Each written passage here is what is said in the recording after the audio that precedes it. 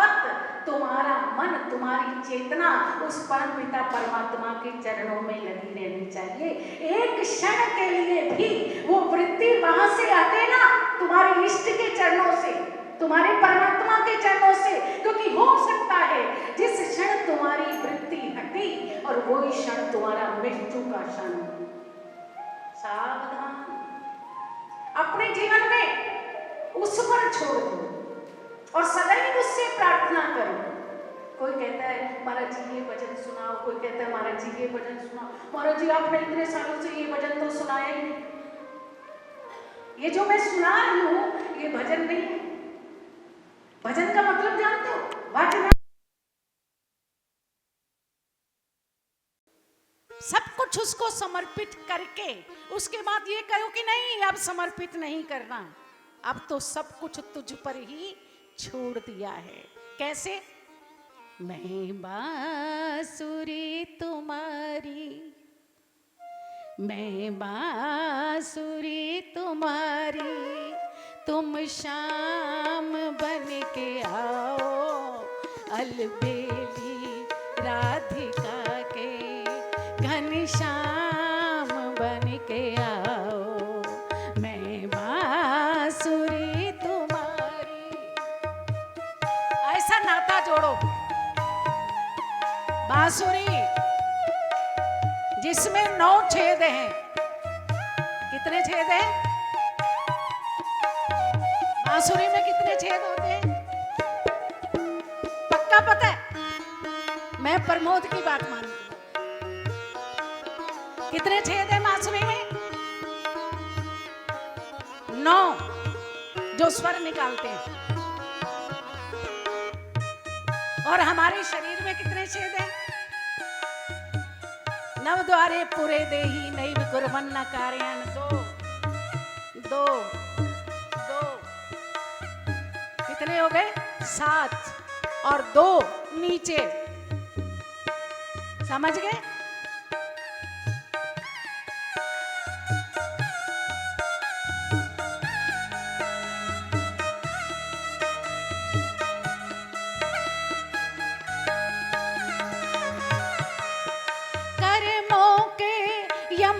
तट पर भरू भा की नगरिया, छुप छुप के मेरे पीछे आना मेरे सांवरिया।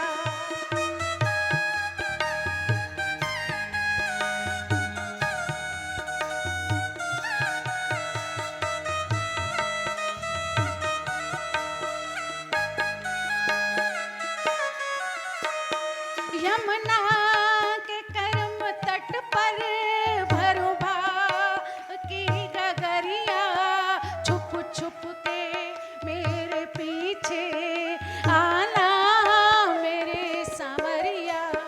मैं मोर बन के नाचूं, मैं मोर बन के नाचूं, तुम बन कर घटा छाओ, अलबेली राधिका के घनश्याम बन के आओ, मैं बांसुरी तुम्हारी।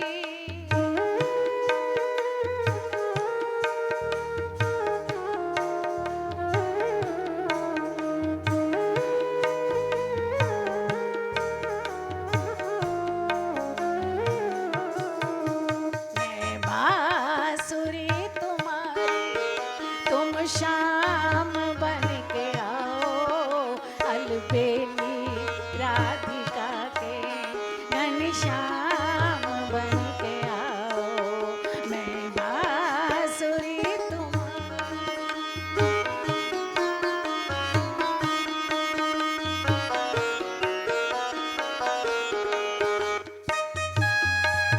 कैसा नाता है तेरा और मेरा?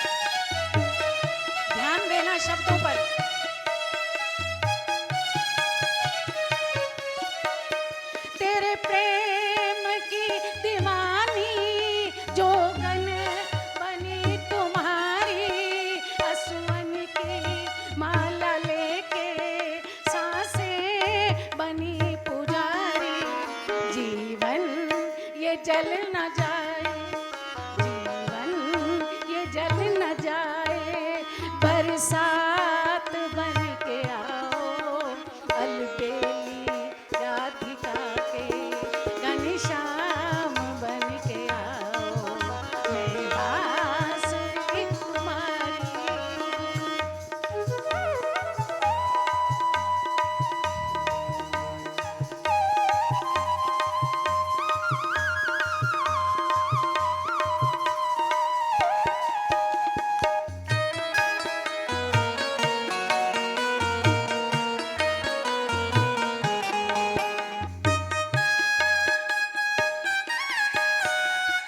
क्या दशा है मेरी,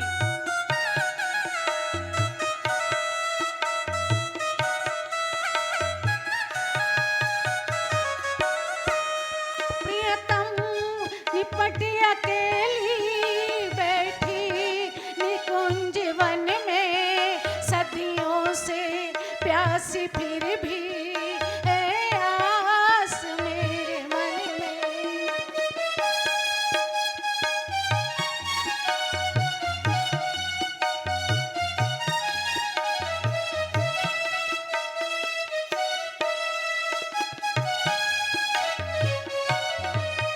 प्रियतम निपट अकेली बैठी निकुंज वन में, जन्मों से प्यासी फिर भी है आस मेरे मन में। निर्मल है मन पपिया, निर्मल है मन पपिया, तुम स्वात बन के आओ, अलबेली राधिका के घनश्याम बन के आओ, निर्मल है मन पपिया, तुम स्वाति बन के आओ, अलबेली राधिका के घनश्याम बन के आओ, मैं बांसुरी तुम्हारी।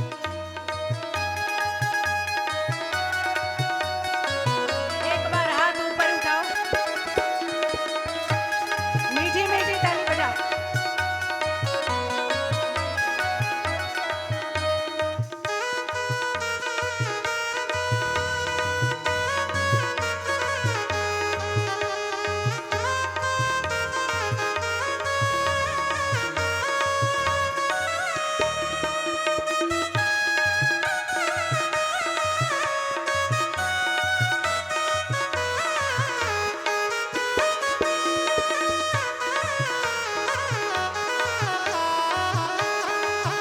मैं बांसुरी तुम्हारी, तुम श्याम बन के आओ, अलबेली राधिका के घनश्याम बन के आओ।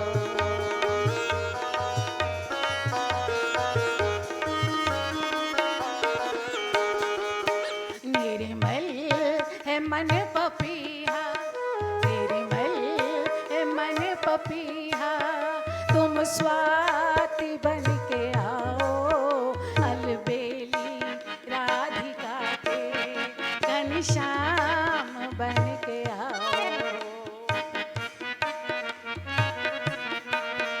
मैं मोर बन के नाचूं, मैं मोर बन के नाचूं, तुम बन के घटा छाओ, अलबेली राधिका के घनश्याम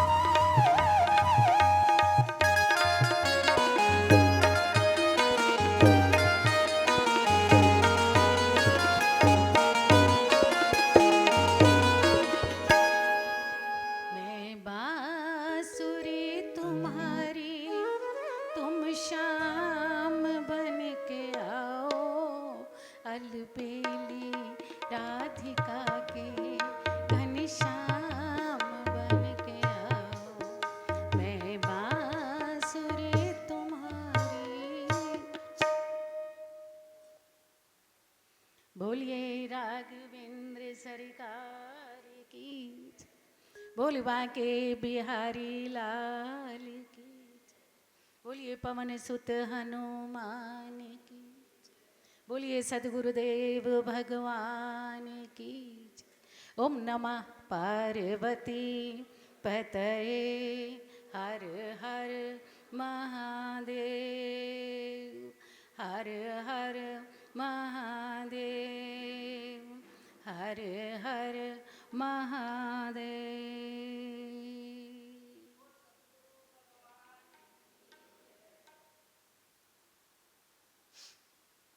बांसुरी कहीं और नहीं, हमारा ये शरीर ही है। बांसुरी में भी 9 छिद्र होते हैं और हमारे शरीर में भी 9 छिद्र हैं। पर इन 9 छिद्रों को हमने संसार में लगा रखा है। जिस दिन सृजनहार में लग जाएंगे ना, उस दिन ऐसी धुन निकलेगी इस बांसुरी में से कि जो भी सुनेगा वो लट्टू हो जाएगा। स्वर कहाँ से निकलते हैं? छेदों में से ही तो निकलते हैं, लेकिन उंगलियां घुमाने की कला होनी चाहिए।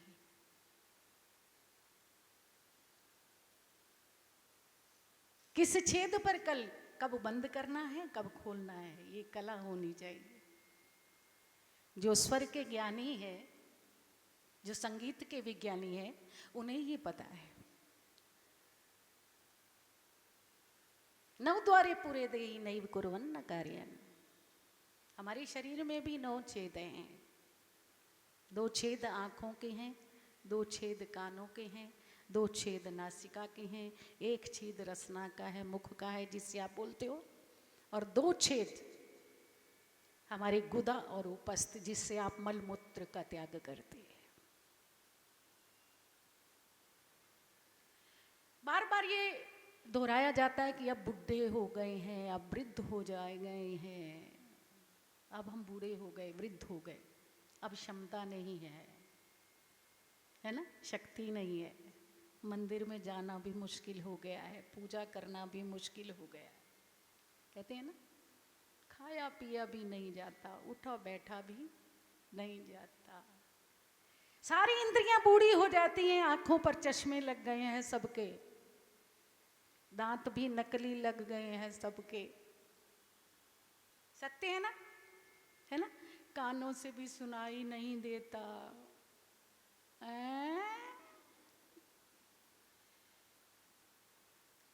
ये दरवाजे हैं सारे, बड़ा मुश्किल है। लेकिन 2 इंद्रियां कभी बूढ़ी नहीं होती, 2 छेद कभी बूढ़े नहीं होते।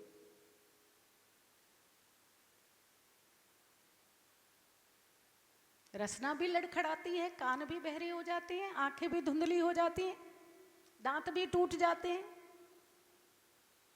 बड़ी प्रॉब्लम है। लेकिन 2 छेद, 2 इंद्रियां कभी बूढ़ी नहीं होती, एक रसना और दूसरी वासना।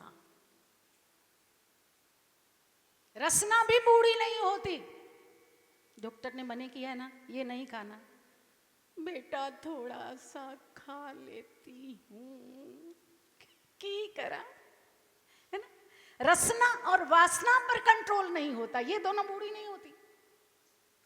रसना और वासना जिस दिन ये बूढ़ी हो जाएंगी, इन पर कंट्रोल हो जाएगा, उस दिन तो आप स्वयं ही परमात्मा हैं। देखत देखत ऐसा देख और मिट जाए धोखा, रह जाए एक। इन पर कंट्रोल करना है, रसना पर और वासना पर। और ये रसना और वासना पर कंट्रोल क्यों नहीं होता? क्योंकि ये जीव इन तीनों का संग कर लेता है। जिस दिन ये जीव झुकेगा परमात्मा की तरफ, उस दिन इन तीनों का साथ छूट जाएगा और रसना और वासना पर भी अधिकार हो जाएगा। मैं रोज कहती हूं आपको, 5 दिन से कह रही हूं, ये 3 क्या है? ये 3 गुण है। त्रैगुण्या विश्या वेदा निस्त्रय गुणों बवर्चनम। अर्जुन से कहा, अगर तू नित्य समाधिस्थ रहना चाहता है और मोह से मुक्त होना चाहता है तो तीन गुणों को छोड़ दे, 3 गुणों से ऊपर उठ जा। क्यों? बोली दैवी हर्षा गुणमयी मम माया दुरत्या, ये मेरी माया बहुत दुस्तर है। कौन सी? दैवी हर्षा गुणमयी मम माया दुरत्या। मैंने कल भी संकेत किया था आपको कि संस्कृत में गुण जो है वो रस्सी को कहती है। ये जीव 3 गुणों में बंधा हुआ है। इन 3 गुणों के बिना हमारा व्यवहार नहीं चलता, हमारा शरीर नहीं चलता, हमारी सत्ता नहीं चलती। लेकिन ये अगर उच्छृंखल हो जाए और एक दूसरे का वाद करें तो हमारा जीवन विक्षिप्त हो जाता है, दुखी हो जाता है। 3 गुण कौन कौन से हैं? सात्विकी, राजसी, तामसी। सत्य है, रज है, तम है। ये गुण की रस्सी है, तिगनी रस्सी, तिहरी रस्सी, और बड़ी सशक्त है। इसे ना तोड़ा जा सकता है और खोलना हमें आता नहीं, काटना हमें आता नहीं, तोड़ना हमें आता नहीं और खोलना हमें आता नहीं। तो फिर इनसे मुक्त कैसे हो? ये त्रिगुणी रस्सी सत्य, रज और तम की, और इनके बिना संसार की सत्ता भी नहीं चलती। सत्वम सुखे संयति, सत्व प्रतीति जो है वो सुख का सृजन करती है। आप सत्संग में बैठे हैं, इस समय सत्य चल रहा है, सत्व चल रहा है, गुणों में से जो सत्य है वो चल रहा है। तो सत्वम सुखे संयति, जब सत्य जीवन में आता है, सत्व गुण प्रवृत्ति जीवन में जागृत है, तो व्यक्ति सत्संग में जाता है, मंदिर में जाता है, गुरुद्वारे में जाता है, गुरु के दर्शन करने जाता है, सत्संग में जाता है। ये सब भी नहीं करता तो रामायण लेकर बैठ जाता है, भगवती गीता का पाठ करता है, श्रीमद् भागवत का श्लोक रटता है, राम राम का जप करता है। कुछ नहीं होता तो माला लेकर बैठ जाता है। तो ये किसका प्रभाव है? सत्वगुण का प्रभाव। और सत्गुण का प्रभाव थोड़ा सा इससे कम होता है तो सत्कर्म करता है, दान करता है, पुण्य करता है, अच्छी अच्छी भजन गाता है, अच्छी अच्छी बातें करता है, क्योंकि उस समय उसके जीवन में सत्व का संचार हो रहा है। लेकिन इसके विपरीत होता यह है कि सत्य होना जरूरी है। कथा करो, सत्संग करो, मंदिर में जाओ, भगवान की पूजा करो, ग्रंथ का पाठ करो, लोगों का भला करो, कुछ दान करो, कुछ पुण्य करो, और थोड़ा सा सत्व आ जाए तो एफडी कराओ। क्या कराओ? सुना आपने? एफडी कराओ। कहां होगी? सत्कर्म की, सत्व की कहां होगी? मंदिर में। करंट खाता खोलते हो ना, साथ साथ डालते हो, साथ साथ निकाल लेते हो, खत्म। बैलेंस नहीं बनता, बैंक बैलेंस नहीं बनता। जब कभी दुख आए या जब कभी ऐसी विपत्ति आए या जब कभी आपको आवश्यकता आन पड़े तो कहां से लाओगे? ऐसे सत्व गुण प्रवृत्ति जब आए और मंदिर में आओ तो मंदिर में एक एक एफडी करा के जाओ। समझ गए? एफडी कराओ। एफडी जब कराओगे तो वो तुम्हारे दुख के समय में काम आएगी, क्योंकि यही लोक में जो तुमने एफडी कराई मंदिर में बैठकर, मंदिर के नाम से, मंदिर में अगर एक ईंट भी तुम्हारी लगी तो तुम अमर हो गए। मंदिर में अगर एक पुजारी का खर्चा भी आपकी एफडी से चला तो वो पूजा आपकी हो गई। पत्रम पुष्पम फलम तोयम यो में भक्तिया प्रयच्छति। भगवान ये कहते हैं कि पत्र, पुष्प, फल और जल, इनमें से कुछ भी तुम्हारे पास है, मुझे अर्पित करते हो तो उसे मैं साक्षात प्रकट होकर ग्रहण करता हूं। एफडी कराओ और भूल जाओ कि मैंने मंदिर में ये दिया। 1, 2, 2, 4, 10, 5, 20, आखिर तो मिटने वाले हैं ना। यहां आओ तो एफडी करा के जाया करो। हमारे ब्रह्म जी बैठते हैं पीछे, ये तुम्हारे आगे काम आने वाली है, भूल जाओ, ये तुम्हें आगे जाकर मिलेगी। आ गई समझ में? हाँ, तो एफडी जरूर कराओ, अपने आगे की तैयारी जरूर करो। मुसाफिर सम में उठता है जो जाना दूर होता है। जब दूर सफर करना होता है ना, तो हम सवेरे जल्दी उठ जाते हैं, कहीं ट्रेन निकल ना जाए। सांसों की ट्रेन भागी जा रही है, इससे पहले कि ये निकल जाए तो टिकट कटा लो अपनी वैकुंठ की। स्वर्ग में मत जाना हो, लौटना पड़ता है। नरक तो हमारा पक्का है, अगर कुछ करेंगे नहीं तो। ना एफडी कराई, ना हम सवेरे उठे, ना दान किया, ना सत्कर्म किया, ना पुण्य किया, ना भजन किया, ना पाठ किया, ना सत्संग किया, तो नरक में जाना तो जरूरी है। लेकिन वैकुंठ की टिकट यहां मिलती है, हमारे यहां मंदिर में, क्योंकि ये सनातन परंपरा है। अन्य धर्मों में भटको मत, अपने सनातन की पुष्टि करो और सनातन के लिए करो जो भी करना है। एफडी करा। सत्व प्रवृत्ति, जब जीवन में सात्विक प्रवृत्ति आती है तो जीव सत्कर्म करता है, दान करता है, पुण्य करता है, मंदिर जाता है, सत्संग में जाता है, गुरुदेव के पास जाता है, संत के चरणों में बैठता है। लेकिन गड़बड़ तब होती है जब सत में रज घुस जाता है। अगर सत में रजोगुण ने प्रवेश कर लिया तो फिर रजा कर्मणि भारता, रजोगुण कर्म में प्रवृत्त करता है। ओह, काम याद आ गया, उठ के चल पड़े। काम याद आया, उठ के चल पड़े। पत्रम पुष्पम फलम तोयों में भी धोखा कर लेते हैं। सुबह हम जब आए तो पंडित जी से फूल मांग रहे थे लोग। फूल फूल फूल। पंडित जी क्यों दे भाई आपको फूल? किस लिए दे? आप मंदिर में आए हो। शास्त्र ये कहता है कि रास्ते में निकलते हुए पत्रम पुष्पम फलम तोयम, आपको एक पत्ता मिल जाए तो उसी को तोड़ के ले आओ, लेकिन अपना, उधार का नहीं। आप मंदिरों में भी जाते हो तो दूसरों के दीपक से दीपक जला लेते हो, दूसरों के फूल उठाकर आप चढ़ा लेते हो। गलत है ये। वो उसका है, तुम्हारा नहीं है। अपने पास, तुम्हारे पास पत्रम पुष्पम फलम तोयम, एक है तो एक दो, 10 है तो 10 दो, 100 है तो 100 दो, 1000 है तो 1000 दो, लेकिन उधार का सौदा नहीं। पंडित जी फूल देंगे जी, क्यों देंगे? तुम घर से लेके क्यों नहीं आते? एक फूल ले आओ, एक तुलसी का पत्ता ले आओ। अरे कोई भी पत्ता चलेगा, भगवान ने ये नहीं कहा कि तुलसी का पत्ता ही होना चाहिए। बोले पत्रम पुष्पम फलम तोयम, पत्र हो, पुष्प हो, फल हो, जल हो, जो भी तुम्हारे अपने पास है उसे मंदिर में लेकर आओ, उसे संत के पास लेके आए। उधार का सौदा हमारे यहाँ नहीं चलता, उधार का व्यापार मंदिर में नहीं चलता। आप लेके आओ ना। आपके घर में फूल नहीं है? नहीं है तो रास्ते में से ले आओ, कहीं भी किसी बगीचे में होगा, सड़क पर होगा, वहीं से पत्ता तोड़ लो। जरूरी नहीं कि तुलसी का पत्ता हो, वहां नहीं लिखा है पत्रम पुष्पम, केवल पत्र शब्द लिखा है। आम के पत्ते लगाते हो ना शुभ कार्य में, अशोक के पत्ते लगाते हो ना, पीपल का पत्ता कितने काम का है, वट का पत्ता कितने काम का है, पता है आपको? इन सबकी अपनी महिमा है। इसलिए अपना पत्र हो, पुष्प हो, फल हो, जल हो, जो कुछ भी है तुम्हारा अपना होना चाहिए।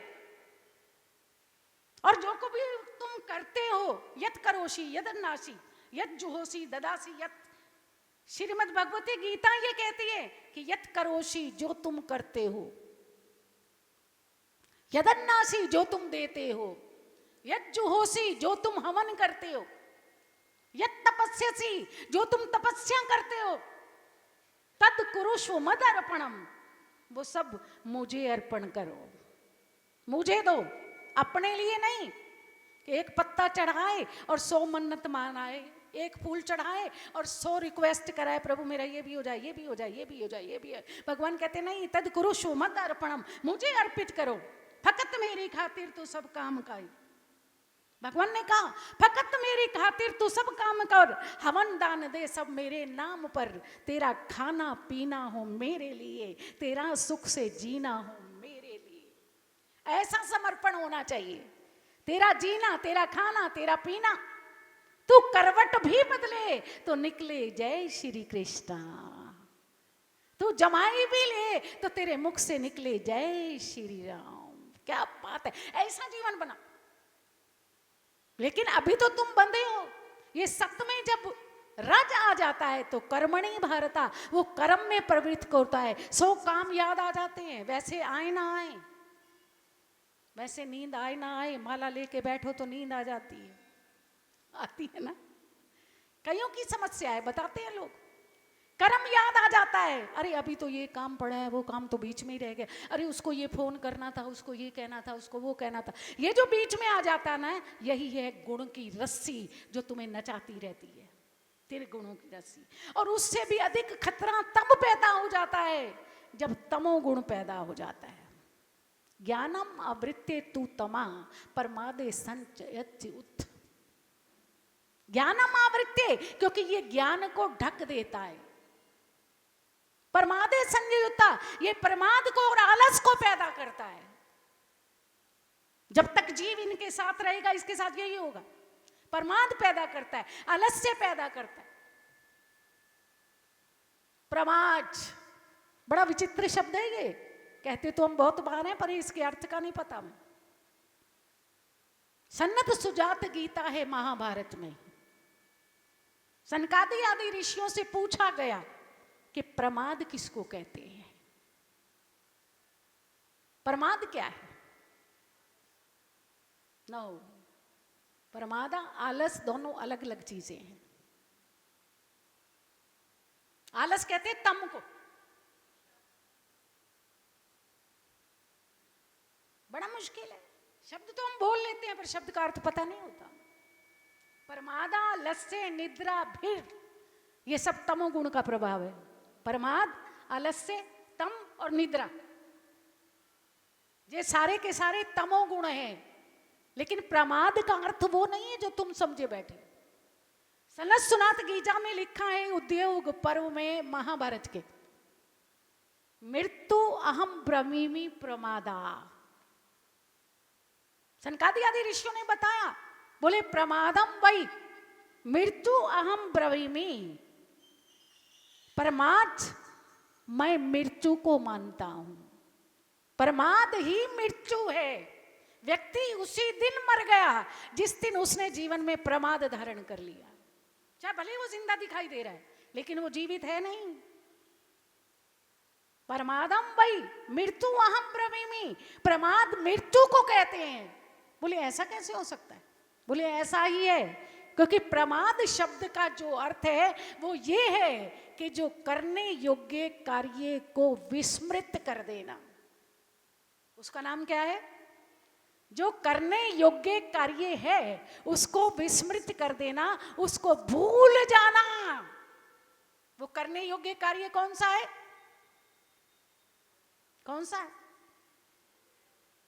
बड़े भाग मनुष्य तन पावा और सुर दुर्लभ सब ग्रंथन गावा। साधन धाम मोक्ष कर द्वारा और पाई न जेहि परलोक सवारा। सो परत्र दुख पावई और सिर धुनि धुनि पछिताई। कालई कर्मई ईश्वरई मिथ्या दोष लगाए। क्या है प्रमाद? कि हम क्या करने आए थे? मानव जीवन किसके लिए मिला था? बोले साधन धाम मोक्ष कर द्वारा। 83,99,900 कोई भी नहीं छू सकती, क्योंकि वो साधन धाम नहीं है, वो साधन साध्य नहीं कहे। लेकिन मानव का एक जन्म ऐसा है जो मोक्ष के द्वार को टच कर सकता है। और अगर हमने मोक्ष के द्वार को छूने का प्रयास नहीं किया, साधना नहीं की, भजन नहीं किया, ज्ञान अर्जित नहीं किया, वैराग्य को धारण नहीं किया, भक्ति रूपी मणि को धारण नहीं किया, तो हम कंगाल के कंगाल रहे। वो जीवन का प्रमाद है। किसको कहते हैं प्रमाद? आया समझ में? करने योग्य कार्य का विस्मरण कर दिया। हमें शरीर मिला था मोक्ष के द्वार को छूने के लिए। हमने क्या मोक्ष के द्वार को छूने का प्रयास किया? नहीं किया ना। उसी का नाम प्रमाद है। प्रमादा लस्य निद्रा भीर। प्रमाद, आलस्य और निद्रा ये तीनों ही तमोगुण है। अब सबसे बड़ा खतरा तब होता है जब रज के टाइम पे तम आ जाता है। करना है काम, बहुत सारा काम पड़ा है, अब थक गए जी, सो गए, काम बीच में रह गया। फिर उद्वेग हुआ, अरे मेरा तो काम ही पूरा नहीं हुआ, आज नहीं कल, आज नहीं कल, आज नहीं कल, आज नहीं कल, और कल कल कल कल करते करते काल आ गया और हमारे सारे काम वहीं के। तो ये तीन क्या है? सत, रज और तम, ये गुण है। इन्होंने इस गुण की रस्सी ने जीव को बांधा हुआ है, बांध के रखा हुआ है। आहा, बिल्कुल इससे मिलता जुलता प्रसंग एक विनय पत्रिका में है। मुझे बड़ा आनंद आता है जब मैं अलग अलग ग्रंथों में एक जैसी बात पढ़ती हूँ ना, तो और पुष्टि हो जाती। गोस्वामी तुलसीदास जी एक बार गए भगवान के पास, बोले प्रभु मैंने सुना है ये जीव त्रिगुणी रस्सी से बंधा हुआ है, बड़ा दुखी है। बोले खोल लो। नहीं खोलनी आती। काट लो। बोले काटनी भी नहीं आती। अरे बहुत सारे उपाय हैं हमारे शास्त्रों में। बोले कौन कौन से उपाय हैं? कि है श्रुति विदित उपाय सकल सुर, कहीं कहीं दीन निहोरे। श्रुतियों में उपाय हैं, स्मृतियों में उपाय हैं, वेदों में उपाय हैं, उपनिषदों में उपाय हैं, रामायण में उपाय हैं, गीता में उपाय हैं, श्रीमद् भागवत में उपाय हैं। कोई भी उपाय कर लो। बोले बहुत सारे उपाय कर लिए मैंने, लेकिन मेरे से ये रस्सी नहीं खुली, मुक्त नहीं हुआ मैं इस रस्सी से। बोले फिर तुम क्या चाहते हो?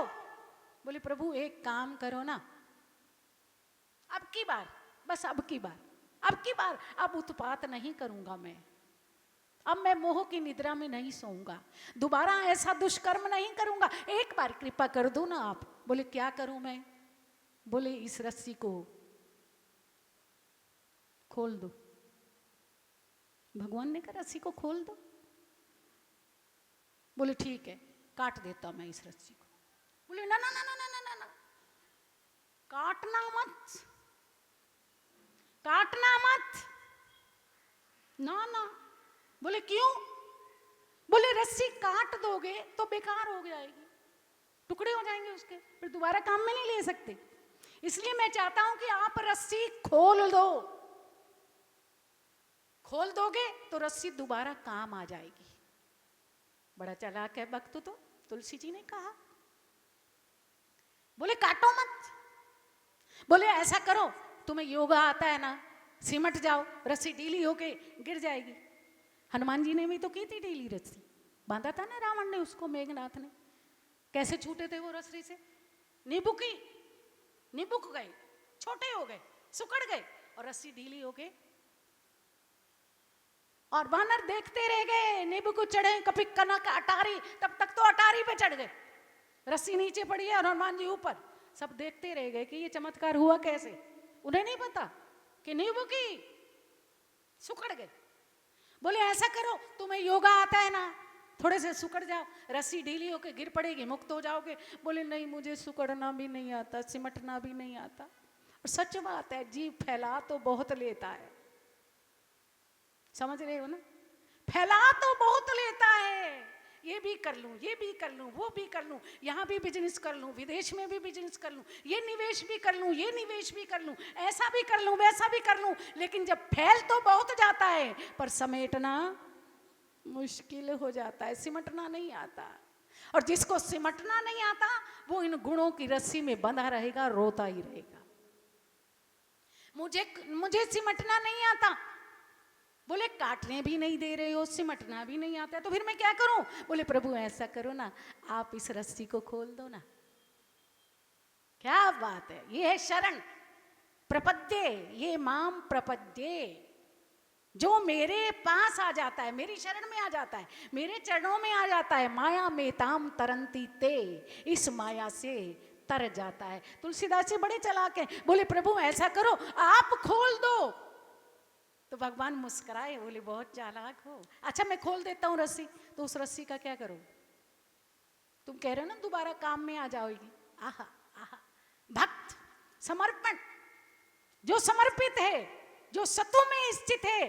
गोस्वामी तुलसीदास जी बोले प्रभु जिस रस्सी में बांधकर आपने सारे संसार को नचाया है, नाचत ही निसी दिवस मर्यो, ता दिन ते थिर ना भयो, जा दिन ते जीव नाम धर्यो। जिस दिन से मेरा जीव नाम पड़ गया, उस दिन से मैं नाचते नाचते नाचते नाचते थक गया हूं। सूरदास जी ने कहा, अब मैं नाच्यो बहुत गोपाल, काम क्रोध को पहिरी चोलना, कंठ विषय की माल, तृष्णा नाद करे घट भीतर, ममता शब्द रसाल। सूरदास की सभी अविद्या दूर करो नंदलाल। काम के, क्रोध के, लोभ के, मोह के इशारे पर मैं सदैव नाचता रहा, लेकिन आज मेरी अविद्या रूपी रस्सी को काट दो, खोल दो इसे। बोले ठीक है, खोल देता हूं। अगर मैं खोल दूं तो क्या करोगे इस रस्सी का? फिर दोबारा बंध जाओगे तुम? बोले ना ना ना ना ना ना ना, मैं नहीं बंधने वाला दोबारा। एक बार आपने खोल दिया और उस रस्सी को आप मुझे दे दो। अब तक तो आपने अपने हाथ में रखी है ना, ये गुण तीनों आपके बनाए हुए हैं, सत रजन तम। ब्रह्मा विष्णु महेश तीनों सत रज और तम के देवता हैं, तुम्हारे बनाए हुए हैं, लेकिन ये रस्सी मुझे दे दो। बोले क्या करोगे उस रस्सी का? बोले जिस रस्सी में बांध कर आपने सारे जगत को सदैव नचाया है ना, उस रस्सी में मैं आपको बांध कर देखूंगा कि आप कैसे लगते हो। आपको बांध कर देखूंगा उसी रस्सी से।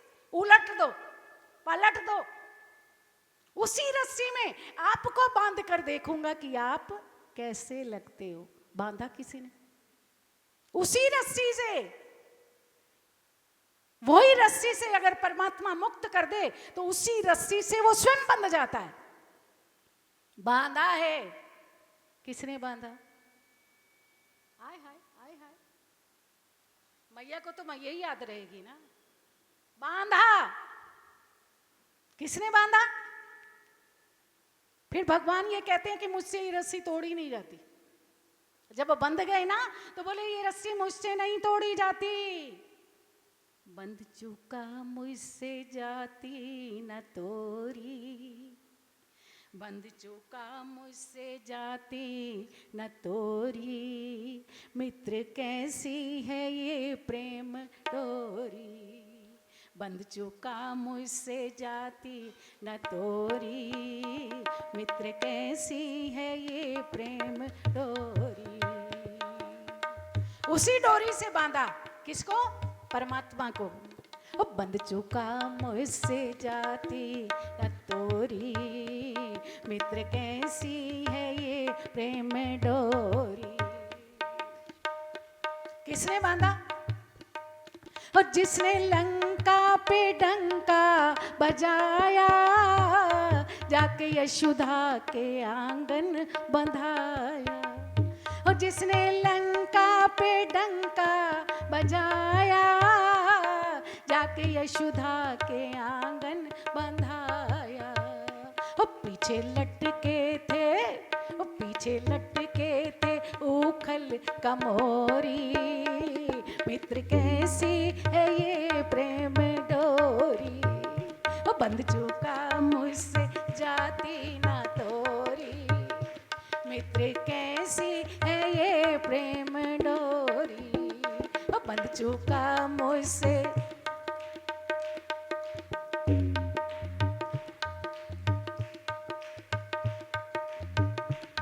और किसने बांधा? और जिसकी वेदों ने स्तुति गाई, छू चरण वन में राधा मनाई। जिसकी वेदों ने स्तुति गाई, छू चरण वन में राधा मनाई। मनो विनती, मनो विनती क्षमा कर किशोरी, मित्र कैसी है ये प्रेम डोरी। बंध चुका मुझसे जाती न तोरी, मित्र कैसी है ये प्रेम डोरी।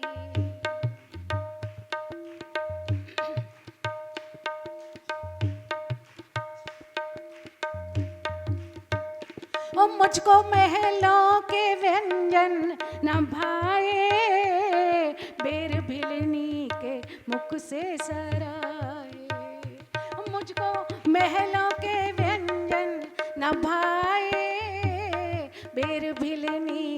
मुख से सराय। भर के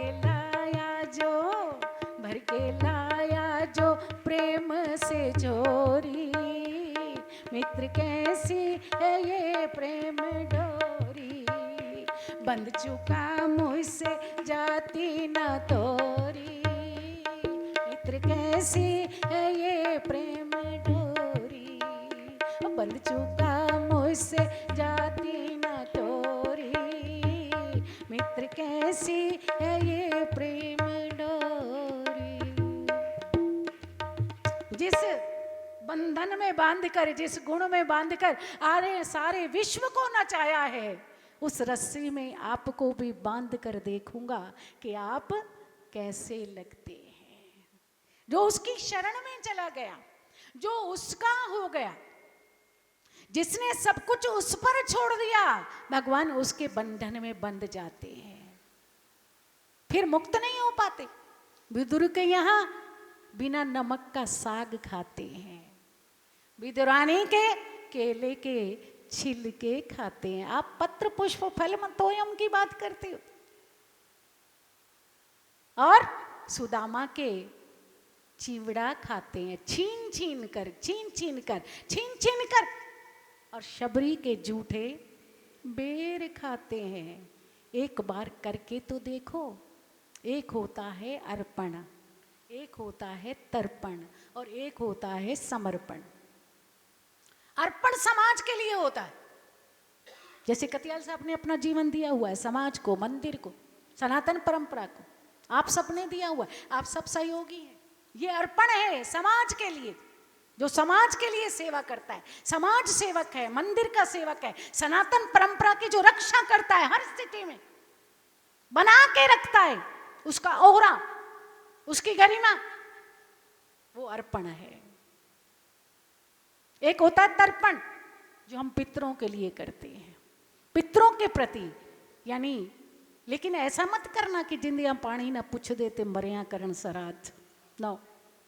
जिंदा जी सेवा करते हैं और मरने के बाद उनका तर्पण करते हैं, नित्य माता पिता का नाम लेते हैं, उनका तर्पण करते हैं, और तब वो भोजन करते हैं, क्योंकि उन्होंने तुम्हें जीवन दिया, उन्होंने तुमने पाला, उन्होंने तुमने विद्या दी, उन्होंने तुम्हें औदार्य दिया, ये सब गुण उन्होंने दिए, तो उनका भी ऋण है तुम्हारे ऊपर। और तीसरा होता है समर्पण, जो केवल केवल केवल ईश्वर को किया जाता है।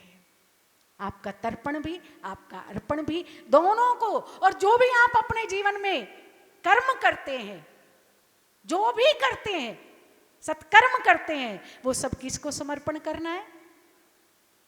तब दिया वस्तु गोविंद तुभ्ये मेर समर्पये ग्राम सम्मुखो भूत्वा प्रसीद परमेश्वरा पूर्णमदा पूर्णमिदं पूर्णात् पूर्णमुदच्यते पूर्णस्य पूर्णमादाय पूर्णमेवाव शिष्य से ब्रह्मर्पणम ब्रह्मवरी वमग्नम वेणावतम ब्रह्मैव तेन गंतव्यम कर्म समाधि नाम। तो उस पूर्ण को देने से जो अपूर्ण रह गया वो भी पूर्ण हो जाता है, और उसको दिया हुआ कभी भी बेकार नहीं जाता, वो अविचल हो जाता है। तुम क्या दोगे उसे? सब कुछ तो उसी का दिया हुआ है, तुम क्या दोगे? हजारों मन में उसने तुम्हें अनाज दिया और उसमें एक मुट्ठी तुमने मंदिर को दे दिया तो तुम दानी बन गए। अगर वो देता ही ना, अनावृष्टि हो गई, अतिवृष्टि हो गई, सूखा पड़ गया, होता है क्या? रोते रहो।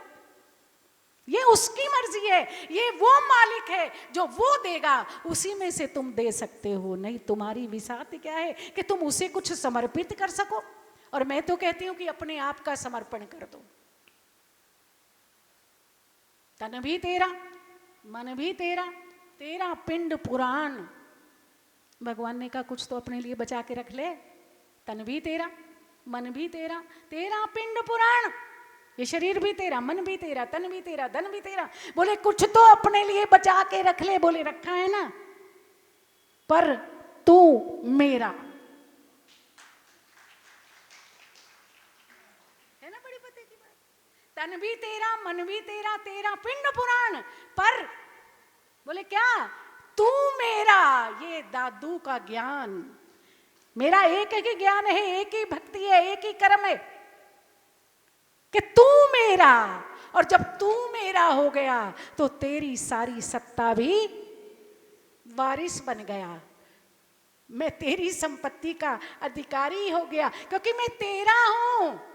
प्रहलाद बनकर गोदी में बैठा हूं कभी, ध्रुव बनकर गोदी में बैठा हूं कभी, परीक्षित बनकर गोदी में बैठा हूं कभी, अर्जुन बनकर गोदी में बैठा हूं कभी। मैं तो सदैव तेरी गोदी में ही बैठा हूं क्योंकि सब कुछ तेरा है लेकिन तू मेरा है। बस यही तो है। ज्ञान मुद्राए कृष्णाय गीतामृत दुहे नमः प्रपन्न पारिजाताय। प्रपन्न हो गया अर्जुन, बोले अब मैं तेरा हो गया, तेरी इच्छा है जैसे न चाले, जो तू कहेगा वो मैं करूंगा, जो तू कहेगा। अब मुझे अपनी बहस करनी ही नहीं है, कहना ही नहीं है कि ये करूंगा, ये नहीं करूंगा, ये नहीं करूंगा, ये नहीं मारूंगा, कि इसको छोड़ूंगा, कि इसको पकड़ूंगा। बोले नहीं, जो तू कहेगा बस मैं केवल तेरा संकेत देखूंगा। कौन सा? मैं केवल तेरा संकेत देखूंगा। कौन सा? बोले ज्ञान मुद्राए कृष्णाय। बस मुझे अब कुछ भी देखना नहीं है। इसी का नाम है कि अपने आप को समर्पण करके और कह दो प्रभु तू मेरा है। इसी का नाम है तैल धारा वक्त चलना, कि हमारा ध्यान एक क्षण के लिए भी इधर उधर ना जाए। उधार के सौदे बहुत ले लिए, अब नोमनी करा लो अपने नाम। मंदिर में आके एफडी कराओ और सत्संग में जाके नोमनी कराओ, उसकी सारी संपत्ति के अधिकारी तुम बन जाओगे। तुम कंगाल कभी थे ही नहीं, क्योंकि तुम तो मानव हो ना। कंगाल तो 93 योनियां होती हैं, 83,99,999 योनियां हैं जो अपने लिए कुछ नहीं कर सकती, उद्धार नहीं कर सकती, खाली भोग योनियां है। लेकिन तुम तो जब पैदा हुए तभी के माला माल हो, क्योंकि तुम मानव हो। इसलिए तुम्हारे जीवन में प्रभु का प्रकाश है और तुम अपने मोक्ष के द्वार को मरने से पहले छू लोगे तो समझ लो तुम्हारा संसार में आना सार्थक हो गया। इसी का नाम है ज्ञान मुद्रा। सत्संग को यही विश्राम देते हैं। बड़ा अच्छा प्रसंग चला, पता नहीं आपको समझ आया कि नहीं आया। मुझे तो बहुत मस्ती आई, मुझे तो बहुत आनंद आया। उस आनंद के सागर की एक बूंद मैं आप तक पहुंचा सकूं, ये मेरी सार्थकता है, आपकी कृतज्ञता है कि आप सुनते हैं बैठकर। मैं तो प्रारंभ से कहती हूँ कि मैं तो आपका नन्हा बालक हूँ, जो बालक कह तोतरी बाता, सुनी मन मोद धरई पितु माता। माता पिता जैसे बालक तोतली बातें करता है ना, समझ में नहीं आती, लेकिन माता पिता को बड़ा आनंद होता है। ऐसे आप मुझे सुनते हैं इतने प्यार से, इतने लाड से, तो आपको आनंद आता है कि नहीं आता, पर मुझे बहुत आनंद आता है ना। तो इतने शब्दों के साथ अपने वक्तव्य को विश्राम देंगे। कल मिलेंगे एक उत्सव के साथ। हमारे मंदिर का वार्षिक उत्सव है और फिर आपके बालक का, संतों का जन्म नहीं होता, अवतरंती एन जना अवतारा, जो जीवों का तारण करने के लिए आता है, जीवन को तारने के लिए आता है, उसका नाम होता है अवतार। वो दो ही है, संत और भगवंत, इन दोनों का अवतार होता है। यानी अजन्मा का जन्म अपनी इच्छा से। तो मेरी आप सबसे प्रार्थना है, और विशेष तौर पर दुर्गा मंडली वालों से, पिछली बार भी बहुत लेट हो गए थे हम, क्योंकि गर्मी भी बहुत है और फिर भूख भी लग जाती है सबको। हाँ हाँ मत करो, सुबह करना भी है। 9 बजे शुरू कर देंगे तो टाइम से ख़त्म भी हो जाएगा। आप सबसे प्रार्थना है कि आप पहले आएँ और थोड़ा सा वार्षिक उत्सव को भी और जन्म उत्सव को भी उत्सव की तरह मनाएं। सुन रहे हो ना? आपस में गल्ला ना करो, मेरी गल सुनो, ठीक है? टाइम से आओगे तो टाइम से फ्री हो जाओगे, क्योंकि धूप बहुत हो जाती है, भूख भी लग जाती है सबको। 9 साढ़े 9 बजे प्रारंभ कर दें और उसके बाद वो तुम्हारी मर्जी, आप किस रूप में उसको सेलिब्रेट करते हैं, मनाते हैं। धर्म की अधर्म का, प्राणियों में विश्व का भारत माता की, गौ माता की, बोल सत्य सनातन धर्म की जय। ओम नमः पार्वती पतये, हर हर महा